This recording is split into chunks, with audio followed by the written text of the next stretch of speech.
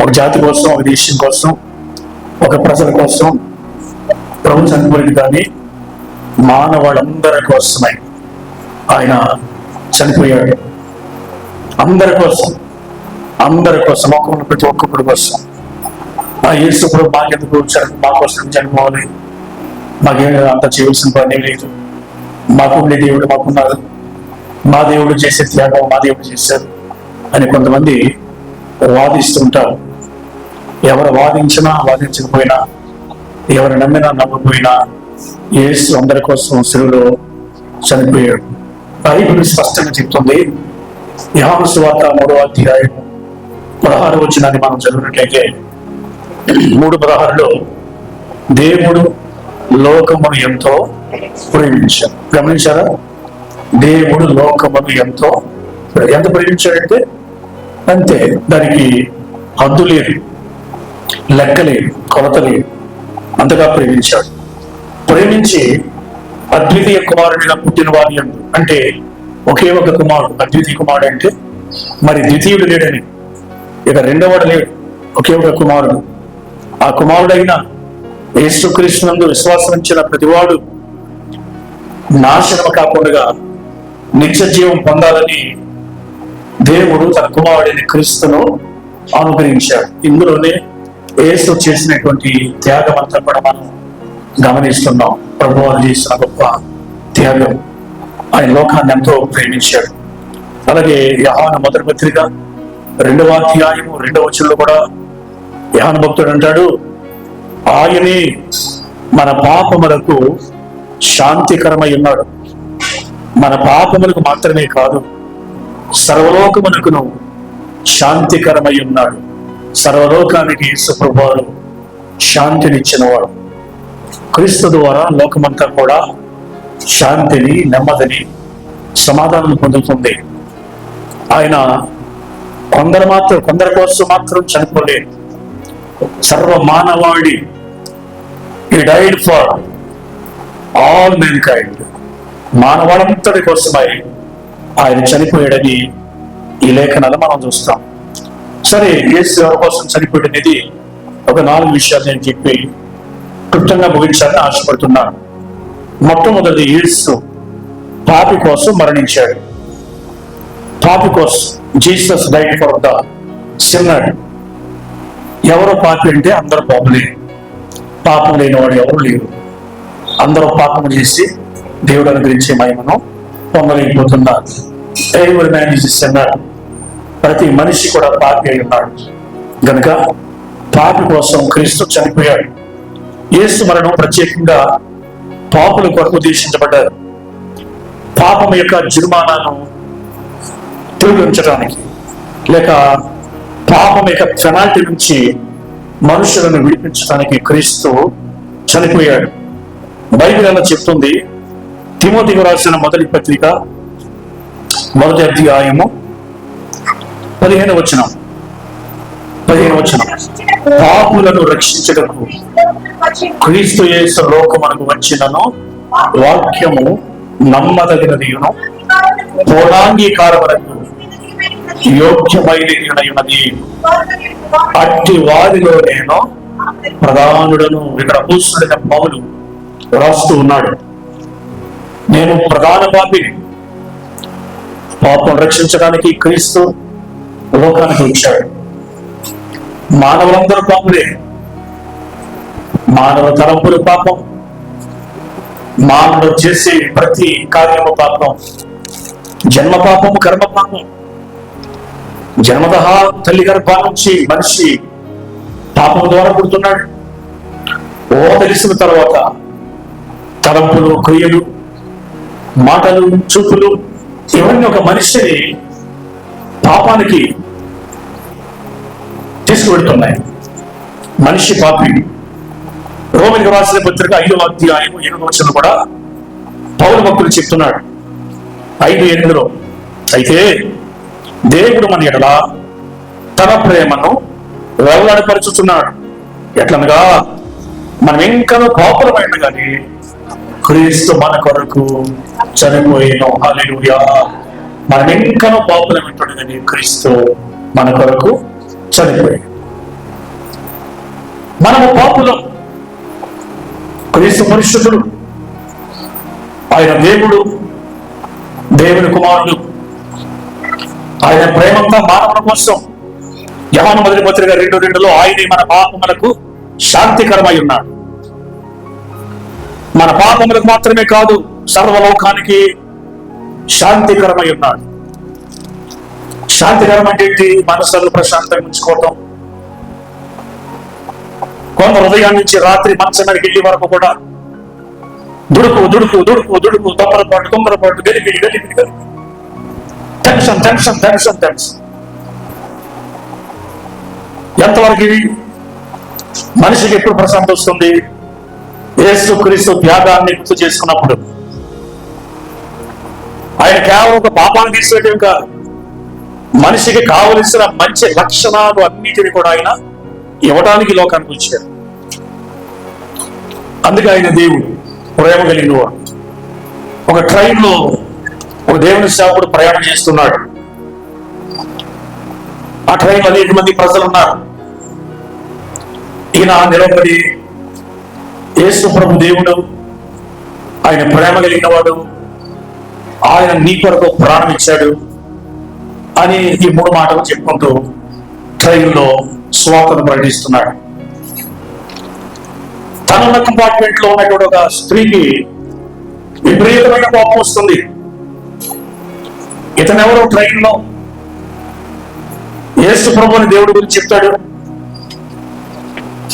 అని చాలా చాలా కోపం వస్తుంది ఆవిడికి.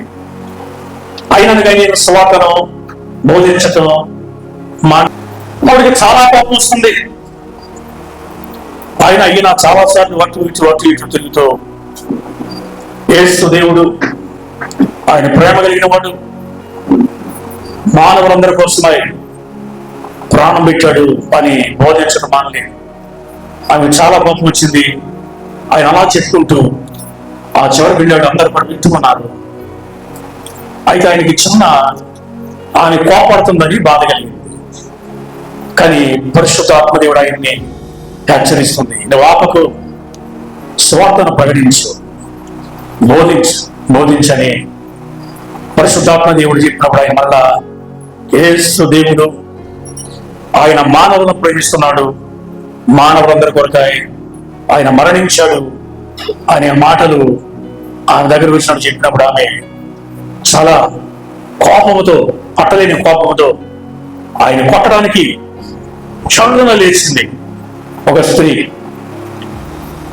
వెంటనే ప్రక్కన ఉన్నటువంటి 14 సంవత్సరాల వయసున్న తన కొడుకు, మమ్మీ ఆయన ఏం చేయొద్దు, దేవుడే ఆయనకు బోధించమని యేసు ప్రభువే చెప్పాడు కనుక ఆయన బోధిస్తున్నాడు, ఆయన ఏమనకని చెప్పి అబ్బాయి మాట్లాడేవాడికి ఆమె స్టన్ అయిపోయి నిలువున పప్పు గురిపోయి ఆ పాస్టర్ గారి పాదాలు పట్టుకుని కన్నీరు కార్చడం మొదలుపెట్టిందంట.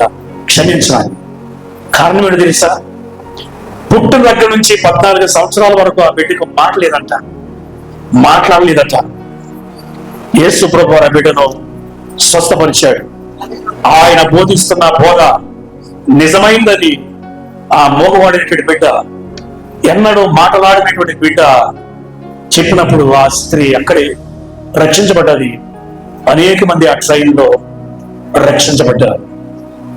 మరి రక్షణ పొందినటువంటి నీవు, క్రీస్తు ప్రేమను ఎరిగినటువంటి నువ్వు ఇతరులకు చెప్తున్నావా, సాక్ష్యం ఇస్తున్నావా? ఇస్తారు సాక్ష్యం.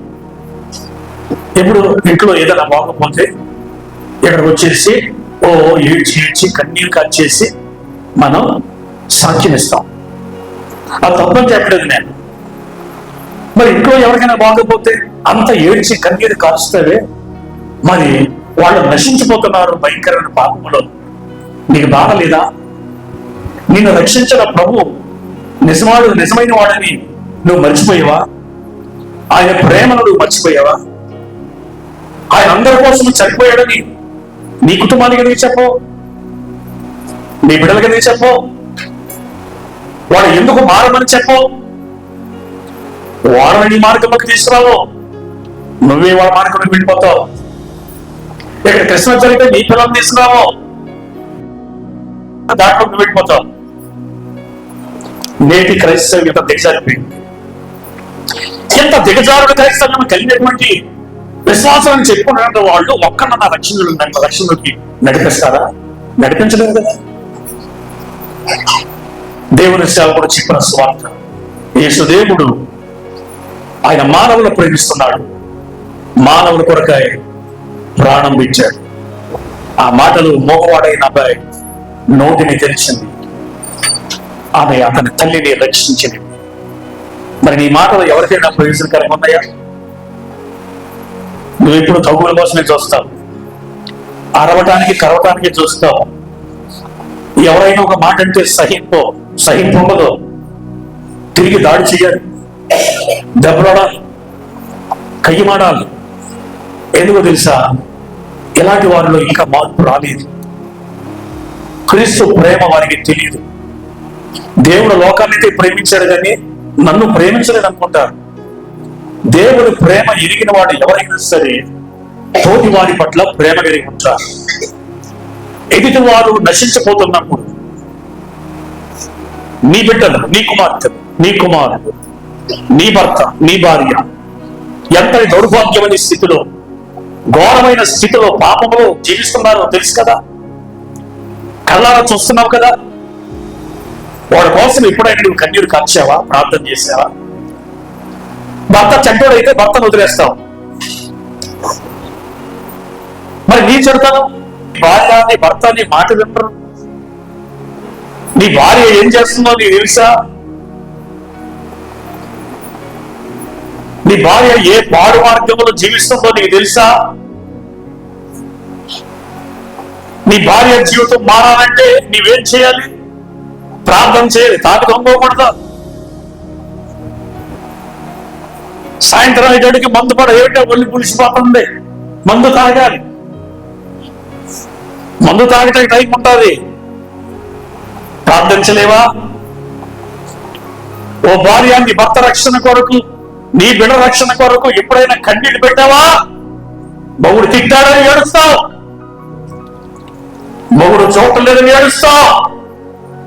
నీ బిడ్డ జువాయిగా తిరుగుతున్నారు, రౌడీలుగా తిరుగుతున్నారు, పని పాట లేకుండా పస్తులుగా బతుకుతున్నారు. సిగ్గుందా నీకు?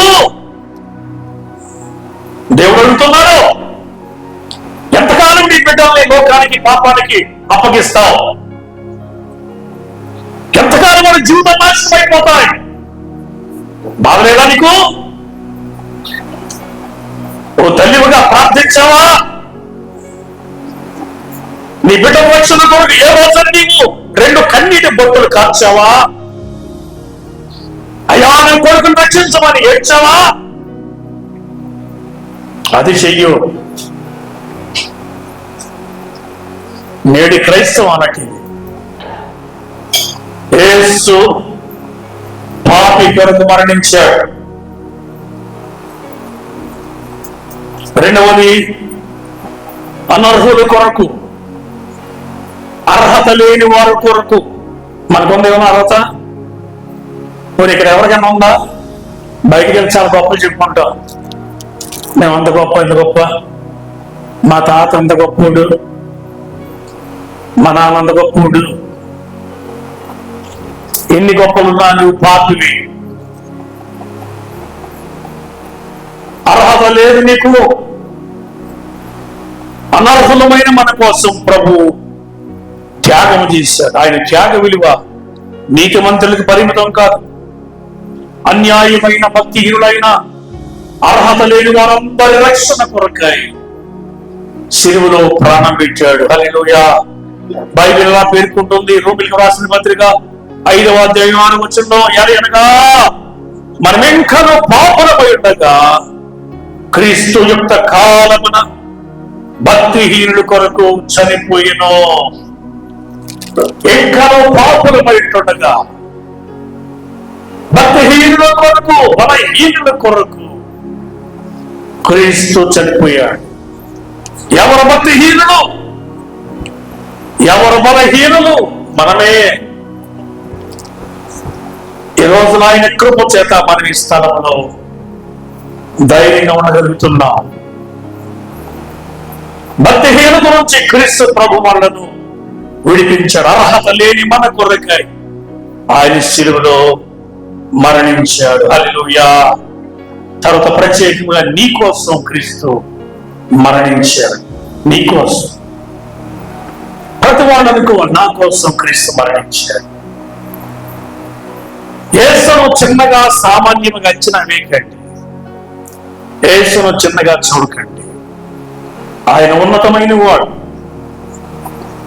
మహోన్నతుడు, అత్యున్నతమైన సింహాసనం మీద ఉన్నటువంటి వాడు. హల్లెలూయా. మనం ఆరాధన మాట్లాడుతున్నది అత్యున్నత సింహాసనముపై ఆసీనుడమైన దేవా, అత్యంత ప్రేమ స్వరూపం నీవే, ఆరాధించగ నిన్నే,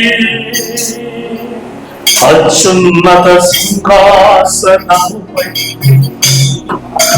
ఆసీనుడమైన దేవా,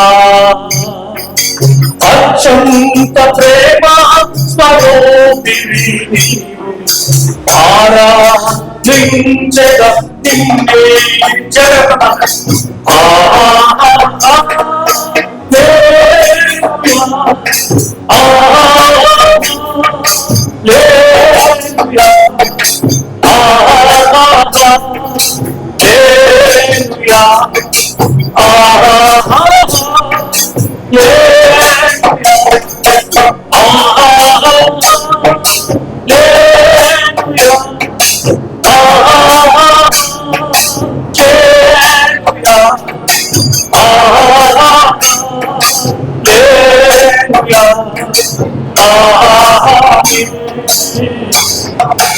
అల్ఫా ఒమేగా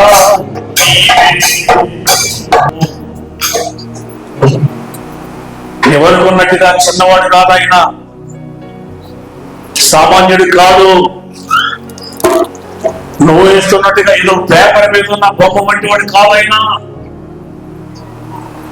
ఒక చిత్రము కాదు. He is not your image. He is living God. అత్యున్నతమైన స్థలములో ఉన్నవాడైన దేవునికి స్తోత్ర. అటువంటి క్రీస్తు నీ కొరకు చనిపోయాడు. ఎవరి కోసం?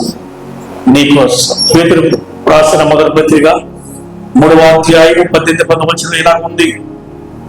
ఏలయనగా మనలను దేవుని యొద్దకు తెచ్చుటకు అనీతిమంతుల కొరకు నీతిమంతుడైన క్రీస్తు శరీర విషయములో చంపబడి ఆత్మ విషయములో బ్రతికింపబడి పాపముల విషయములో ఒక్కసారి శ్రమపడెను.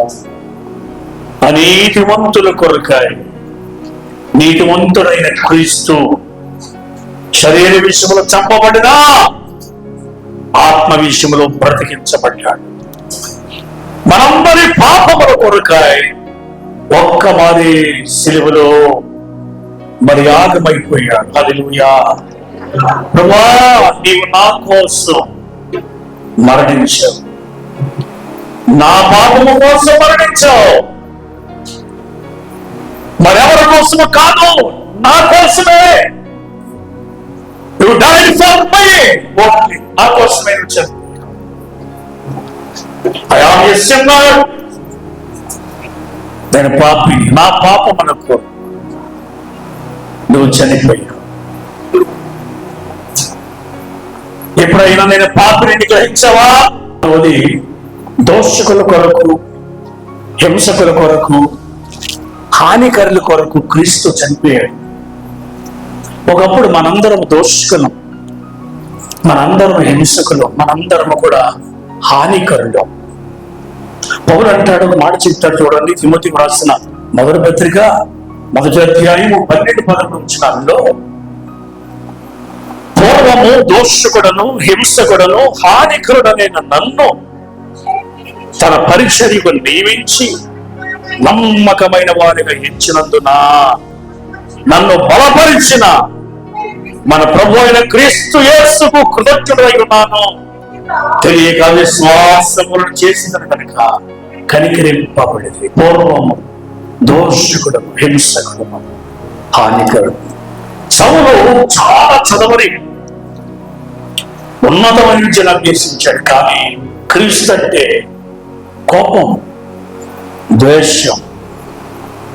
క్రీస్తును దూషించాడు, క్రీస్తు బిడ్డలను హింసించాడు, ఎందరినో చంపాడు. ఆ పౌలు అంటాడు, పౌరవ నేను దోషకుడు, హింసకుడు, హానికరుణ్ణి, ఆ ప్రభు కృప చేత నేను రక్షించబడ్డాను. దేవుని స్తోత్రం. దోషకుడు రక్షించడానికి, హింసకుడు రక్షించడానికి, హానికరుడు రక్షించడానికి యేసుక్రీస్తు లోకానికి వచ్చాడు. ఎంతో మంది పరిశుద్ధుడైన అగస్త్యుని గురించినటువంటి చరిత్ర చాలాసార్లు నేను మీకు ఆయన గురించి చెప్తూ ఉంటాను. త్రాగుబోతు, వైఖరి, విషయాలు, ఆయన లేనటువంటి వ్యసనాలంటూ లేవు. తల్లి ఆ బిడ్డ కోసం ఎంతో కన్నీరు కార్చి ప్రార్థించింది. దేవుడు ఆయన్ని పట్టుకున్నాడు, రక్షించాడు. ఆ దుష్టుడైన అగస్త్యును పరిశుద్ధుడైన అగస్త్యునిగా మారిపోయాడు. హల్లెలూయా. సెయింట్ అగస్టిన్, ఆయన్ని అపోస్తలుడైన పౌలుతో పోలుస్తాడు. నవీన అగస్టిన్ అంటారు.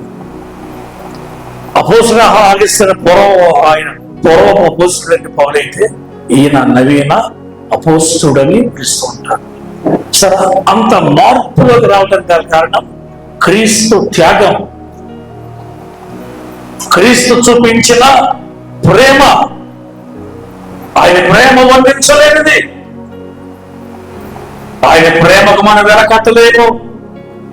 అటువంటి ప్రేమను తెలుసుకోవడానికి మనం దేవుని పాదసన్నిధికి వస్తున్నాం. వారానికి ఒకసారి అయినా సరే శ్రద్ధగా దేవుని మాటలు, ప్రేమకరమైన మాటలు ఆలకించి వాటిని హృదయంలో భద్రపరుచుకుని శాంతితో, సమాధానంతో మనం వెళ్ళగలిగితే మన జీవితానికి ఎంత మేలు, ఎంత క్షేమం కలుగుతుంది. మరి ఎందుకు వస్తున్నాం, ఎందుకు పెడుతున్నాం మనం? యేసు ఎవరి కొరకు చనిపోయాడు? ఆయన ఎవరి కొరకు ప్రాణం పెట్టాడు? ఎవరి కోసం రక్తం ఖర్చుపెట్టి? మనందరి కోసం, మానవులందరి కోసం. దానికి శ్రమ దినాల్లో అనేక సంఘాలు ప్రతి దినము కూడా కూడుకుని ప్రత్యేకంగా యేసు శిలువ శ్రమలను జ్ఞాపకం చేసుకుంటూ ప్రార్థన చేస్తూ ఉంటారు. అయితే బైబిల్లో ఈ 40 దినాలే దీక్ష చేయాలని ఎక్కడ లేదు. ఈ 40 దినాలే నిష్టగా ఉండాలి, అది తినాలి, తినకూడదని ఏమి లేదు. ఈ శ్రమ దినాలు అనేవి బైబిల్లో ఎక్కడ రాయబడలేదు. ఇవి పరిశుద్ధులు, భక్తులు ఏర్పాటు చేశారు. మంచిదే, భక్తిగా ఉండడం మంచిదే, ఉపవాసం ఉండడం మంచిదే, దేవుని సన్నిధికి రావటం మంచిదే, ప్రార్థన చేయటం మంచిదే. ఎన్ని మంచి కార్యాలు దేవుని సంఘాలు చేస్తున్నాయి. కనీసం 40 దినాలైనా సరే నీవైనా పాటించగలిగితే, నీవైనా భక్తి కలిగి, విశ్వాసం కలిగి ఆ యేసు స్వామి, యేసుక్రీస్తు ప్రభు నీ కొరకు చేసిన త్యాగాన్ని నీవు జ్ఞాపకం చేసుకోగలిగితే అది నీ జీవితానికి ఎంతో మేలుకరంగా ఉంటుంది. క్రీస్తు నీ కొరకు చనిపోయాడు. ఈరోజు చాలా మంది ఆసక్తిలో ఉన్నటువంటి వాడు కూడా ఆసక్తిని పోగొట్టుకుని కేవలం లోకములో స్వార్థములో పడిపోయి క్రీస్తు భక్తిని వదిలేసి పూర్తిగా జీవిస్తున్నారు. ఆసక్తిగా, భక్తిగా ఉన్న వారిని దేవుడు ఇంకా బలపరిచినట్లుగా వారి కోసం మనం ప్రార్థన చేయాలి. ఎందుకంటే క్రీస్తు మనందరి కోసమై చనిపోయాడు, మృతి చెందాడు, ప్రాణం పెట్టాడు. ఆయన ప్రేమ గొప్పది, ఆయన గొప్పవాడు. దానికి ప్రభువును గావించుకుంటూ క్రీస్తు మార్గంలో ముందుకు సాగిపోదాం. దేవుడు మిమ్మల్ని దీవించును గాక. ఆమేన్. పరిశుద్ధుడానికి స్తోత్రాలు. మీరు ఇచ్చిన వర్తమానం బట్టి వందనాలు. యేసు క్రీస్తు ఎవరి కోసం చనిపోయాడు అనే మాటను బట్టి మాతో మాట్లాడారు. మీరు స్తోత్రాలు. మా కోసమే నువ్వు చనిపోయావు, మా కోసమే ప్రాణం పెట్టావు, మా కోసమే త్యాగం చేశావు. నీ త్యాగం గొప్పది. ఎంత చెల్లించినా నీ రుణాన్ని మేము తీర్చలేము. నువ్వు గొప్పవాడు నాయన. నీవిచ్చిన శ్రేష్టమైన మాటలను బట్టి వందనాలు. మీ బిడ్డలందరినీ బలపరచండి. భక్తి మార్గంలో బిడ్డలందరినీ నడిపించి నీ రాకడ కొరకు సిద్ధపరచండి. యేసు నామములో ప్రార్థిస్తున్నాము తండ్రి. ఆమేన్. ఆమేన్.